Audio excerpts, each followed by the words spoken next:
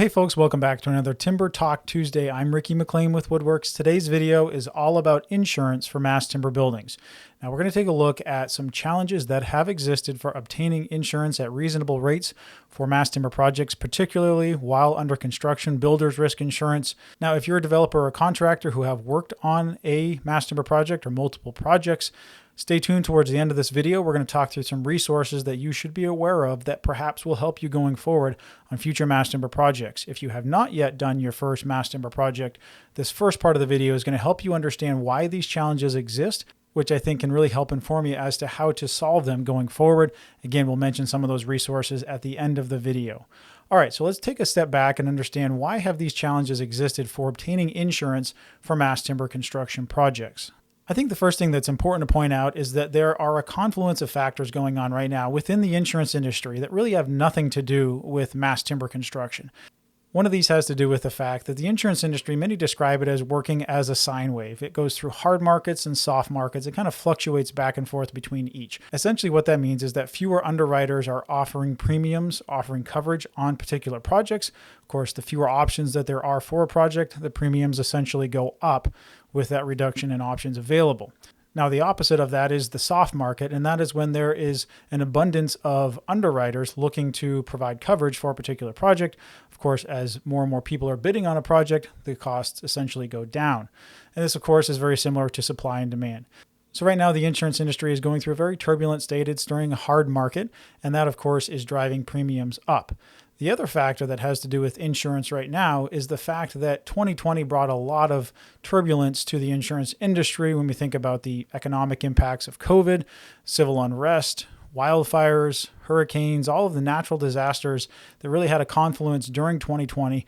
Of course, what that is doing is causing insurers to be risk averse, looking to shed risk as much as possible, avoid projects that can result in losses. Now, some underwriters are looking to do that by not insuring combustible construction or other types of projects that they perceive as risk.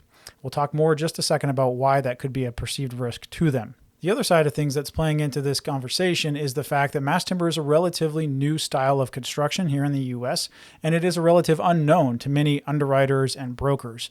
So unknowns to those in the insurance industry, of course, result in higher perceived risk, and higher perceived risk comes with higher premiums.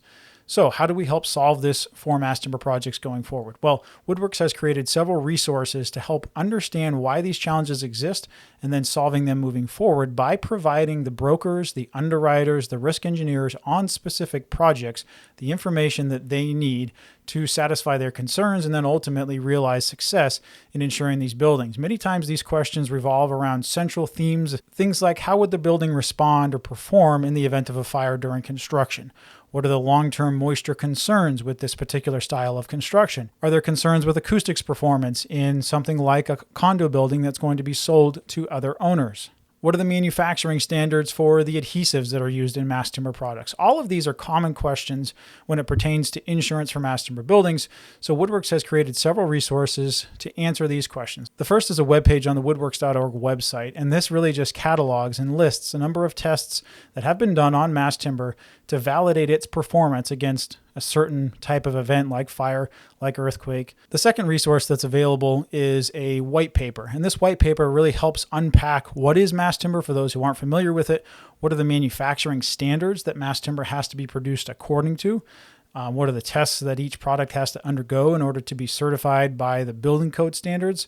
And then also, how can you navigate the coverage for a particular project? Now, on this topic of coverage for a specific mass timber project, stay tuned. There's going to be a second video coming out in this series on mass timber insurance, and it's going to take a much deeper dive on what you can do on your specific project to help it have more appetite to insurers. Steps that you can take, whether that's in specifications or creating a project-specific risk mitigation plan and strategy, things that you can do tailored to your specific project that can help it have more appeal to insurers. So stay tuned for that video coming out in a few weeks. In the meantime, I hope you're safe, hope you're well. I thank you so much for tuning in to today's video.